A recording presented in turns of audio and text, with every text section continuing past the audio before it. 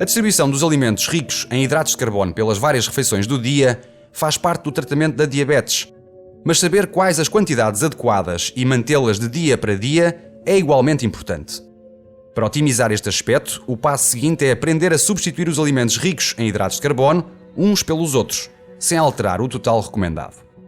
Já lhe aconteceu não saber que quantidade de ervilhas ou feijão é que deve ingerir? Ou não saber se pode misturar arroz com feijão? Uma batata pequena tem os mesmos hidratos de carbono do que 2 colheres de arroz ou massa, ou que 3 colheres de grão ou feijão, ou que 6 colheres de ervilhas ou favas. Todos estes alimentos, nestas quantidades, têm os mesmos hidratos de carbono, a que chamamos um equivalente ou uma porção de hidratos de carbono.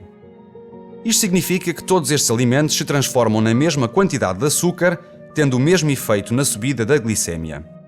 Então, 2 batatas serão equivalentes ao dobro, a 4 colheres de arroz ou massa, ou a 6 colheres de grão ou feijão, ou a 12 colheres de ervilhas ou favas. Ou então, a 2 colheres de arroz mais 3 colheres de feijão, ou a 2 colheres de arroz mais 6 colheres de ervilhas.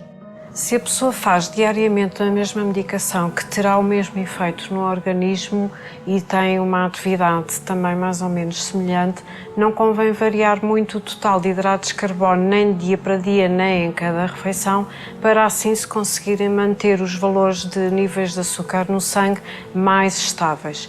Desta forma, conhecer as equivalências dos alimentos que têm hidratos de carbono vai permitir às pessoas optarem por alimentos diferentes, aqueles que mais gostarem, e manterem um bom controle dos níveis de açúcar no seu dia-a-dia. Uma batata do tamanho de um ovo tem também os mesmos hidratos de carbono que 25 gramas de pão ou do que 2 ou 3 bolachas.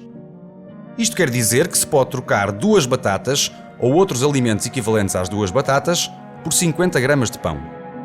Como o pão varia imenso, podendo ser mais ou menos denso, ter mais ou menos fibras, para que as trocas sejam bem feitas, convém ter a certeza do seu peso.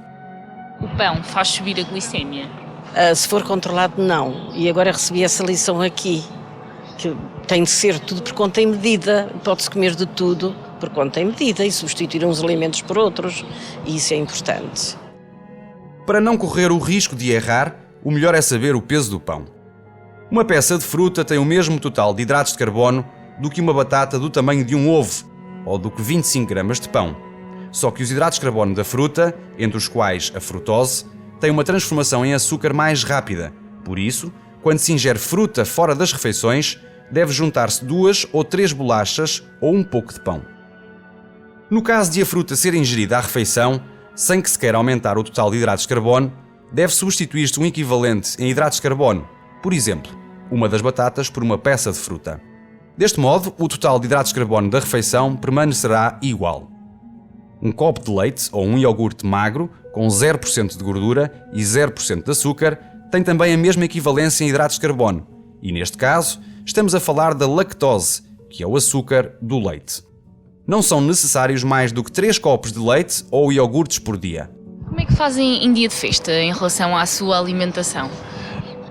O problema talvez seja esse, é porque nós temos tendência a exagerar um bocadinho, não é?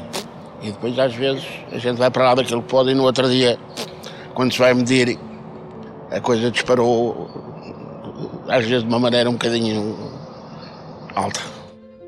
Como fazer num dia de festa? Não ir à festa? Ir à festa, não comer doces, mas ficar com vontade de comer? Ir à festa, comer doces e nem medir a glicémia nesse dia? Como sabemos, os doces são muito ricos em hidratos de carbono, nomeadamente açúcares, mas a solução não passa por evitar ir às festas ou deixar de comer um doce. Num dia de especial, poder-se-á adotar uma estratégia que é reduzir-se ou eliminar-se os outros hidratos de carbono dessa refeição para depois, no final, se poder incluir o doce que mais se gosta. Claro que o ideal será fazer esta experiência quando se tem um controle aceitável dos níveis de açúcar no sangue e as pessoas fazem a sua autovigilância, medindo também a sua glicémia 2 horas depois para verificar a resposta a esta estratégia. Assim as pessoas poderão ir a uma festa sem que descontrolem ou os níveis de açúcar no sangue aumentem demasiado nesse dia.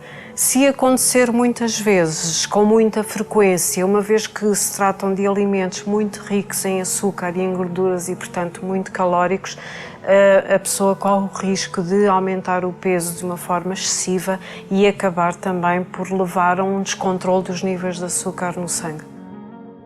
Aprender as equivalências a hidratos de carbono é mais uma estratégia para ajudar a controlar as glicémias que é não só útil para as pessoas com diabetes, como também para todas as pessoas que queiram manter um peso ideal e ter uma alimentação equilibrada.